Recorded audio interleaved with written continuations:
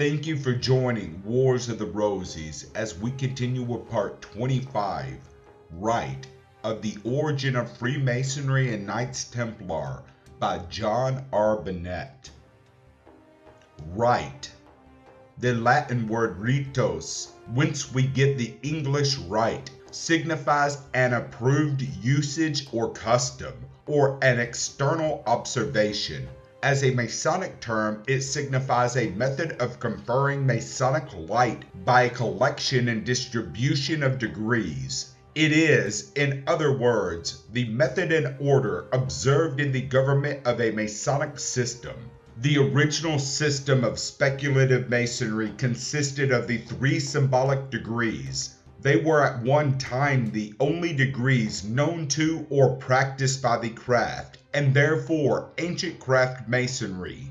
Hence, this was the original rite or approved usage, and so it continued in England until the year 1813, when at the union of the 2 Grand Lodges, the Holy Royal Arch, at one time a part of the master's degree, was declared to be a part of the system, and thus the English, or as it is more commonly called, the York Rite, was made legitimately to consist of 4 degrees. The abstraction of the Royal Arch from the master's degree and its location as a separate degree produced that modification of the York Rite which now exists in England and should properly be called the modern York Rite to distinguish it from the ancient York Rite, which consisted of only 3 degrees. But in the United States, still greater additions have been made to the rite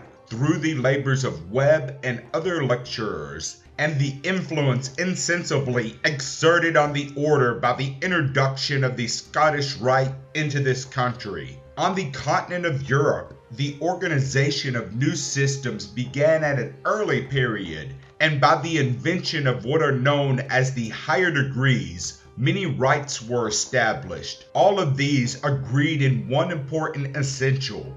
They were built upon the 3 symbolic degrees, which in every instance constituted the fundamental basis upon which they were erected. They were intended as an expansion and development of the Masonic ideas contained in these degrees. The apprentice, fellow craft, and master degrees were the porch through which every initiate was required to pass before he could gain entrance into the inner temple, which had been erected by the founders of the rite. They were the text, and the higher degrees the commentary. Some of these rites have lived on only with their authors and died when their parental energy in fostering them ceased to exert itself. The most important of those which have hitherto or still continue to arrest the attention of the Masonic student is the Scottish Rite. This rite consists of 33 degrees and sprung from the Rite of Perfection, which consisted of 25 degrees, the highest of which was Sublime Prince of the Royal Secret. The Rite of Perfection was created by the Council of Empires of the East and West, a body organized at Paris in 1758.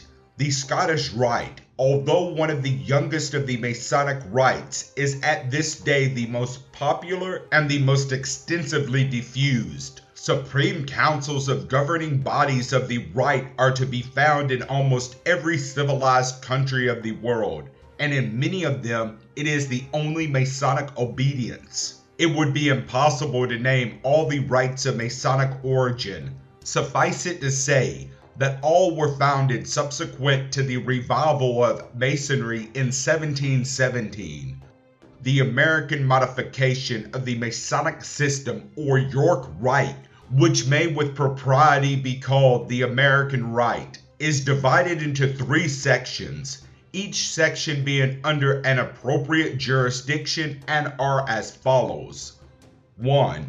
Symbolic Degrees. The first 3 degrees of Freemasonry, namely those of entered apprentice, fellow craft, and master mason, are known by way of distinction as the Symbolic Degrees. The term Symbolic is exclusively confined to the degrees conferred in a lodge of the 3 primitive degrees, which lodge, therefore, whether opened on the 1st, the 2nd, or the 3rd degree, is always referred to as a symbolic lodge. In this country, the degrees are conferred under the charter of state grand lodges.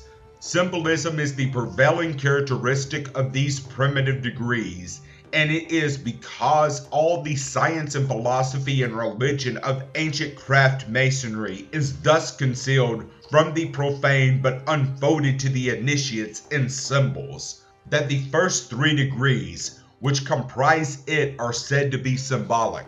Nothing of this kind is to be found in the degrees above and beyond the 3rd. If we expect the royal arch, which was unnaturally torn from the master's degree, of which it, as every Masonic student knows, constituted the complement and consummation.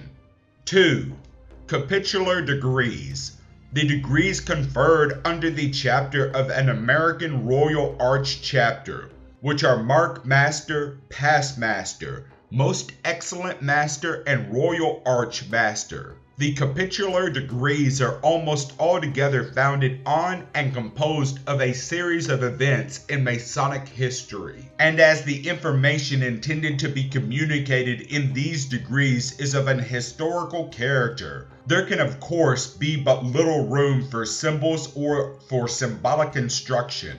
These remarks refer exclusively to the Mark and Most Excellent Master's degree, but are not so applicable to the Royal Arch, which is eminently symbolic.